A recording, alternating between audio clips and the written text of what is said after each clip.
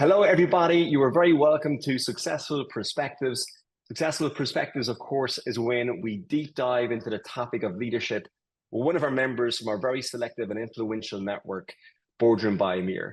And for this chat, I am delighted to be joined by Filip Rideau, the country manager for the Middle East at ManpowerGroup.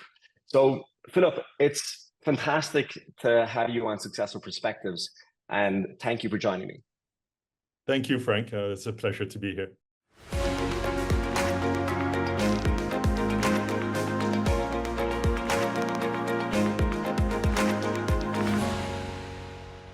The ManpowerGroup is, in my eyes, a one-stop solution for human capital needs, everything from recruitment to outsourcing and human capital strategy.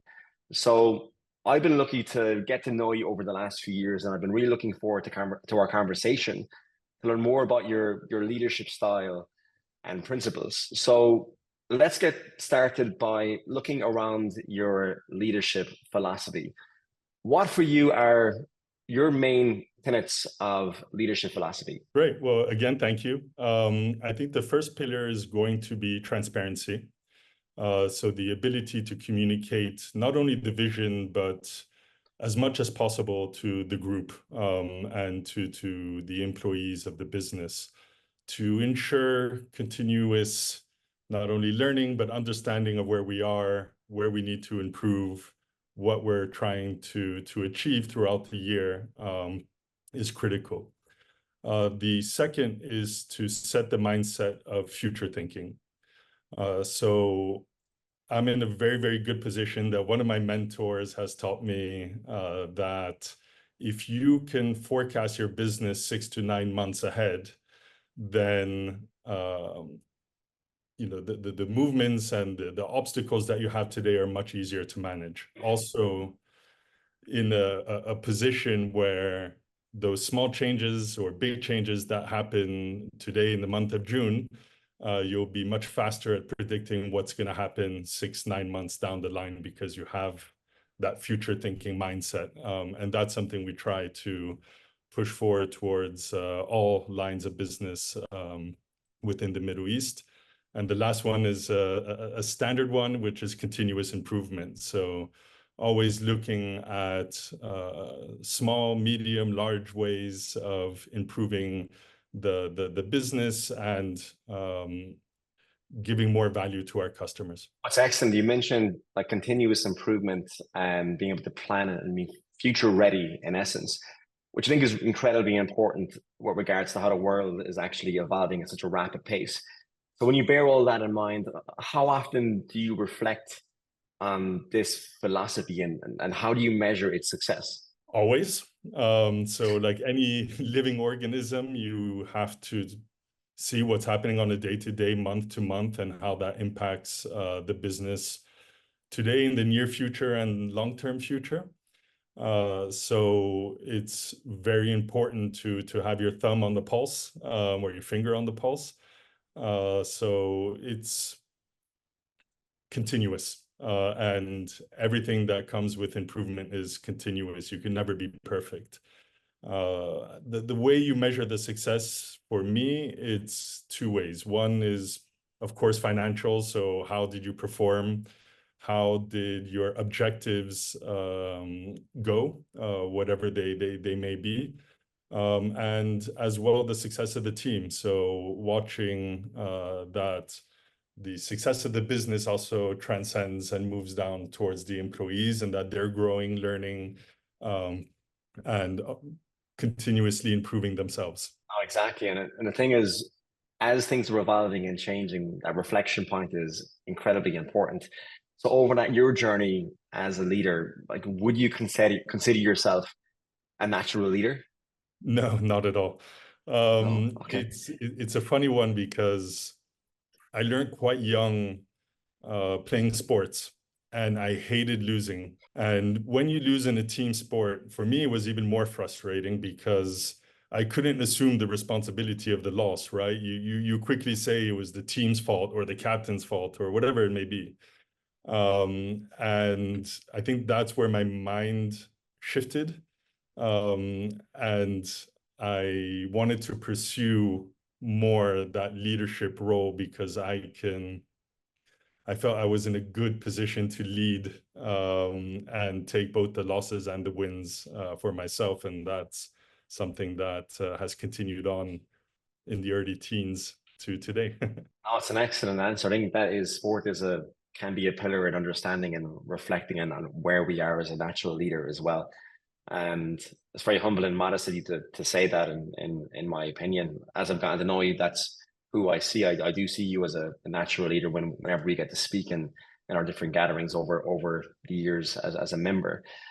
But when we look at leaders, do you feel the modern leader has a great responsibility to not only create a positive culture for their team, but also to make a positive impact on society? 100%. Firstly, in terms of the team, it's a leader's responsibility to try and grow their team in terms of their success and really creating a platform for them to excel, as time moves on and there's opportunities within the group or outside of the group. And the climate inside the office is critical, not only for retention, but also for productivity. If you have a place where people are unhappy to be, we all know what that results in. And more so in the Middle East, where we have these really deep, diverse cultures, it's really key to not only represent everybody, but show everybody a good side of all those cultures and enjoy their holidays, enjoy their special occasions, and make the work atmosphere as fun as it can be. When it comes to outside in terms of the social responsibilities, every leader now has a platform, and it's critical, especially when it comes to the environment, which I'm a big pusher for, that we do our best to do our piece for the world. And we at Manpower made a few small changes within our office. We moved from the Nespresso capsules, sorry, Nespresso country manager, but to try to move out of aluminum, to the recycling, to taking away plastic bottles, and then just pushing forward with as many initiatives and charities that we're able to participate in. That's a great answer.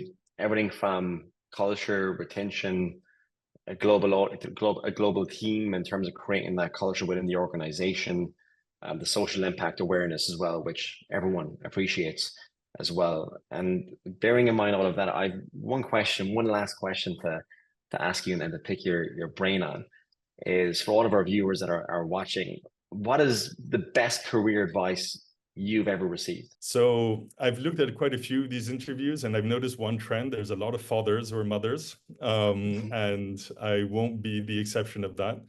And that will be my dad, who told me once that I should stop focusing my hatred in losing and move it towards the enjoyment of winning, and have that philosophy for everything you do in life.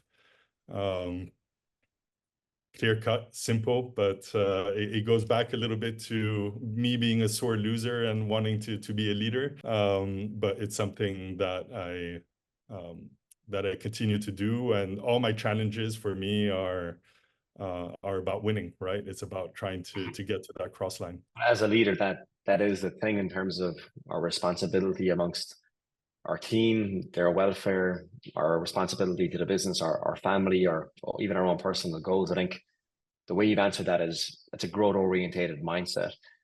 And you're right, it's so easy to focus on what didn't go right or the things we could have done better. But in essence, it's being grateful for A, the opportunity, and B, the wins that came along that journey, be it wins or potential, things that we didn't achieve.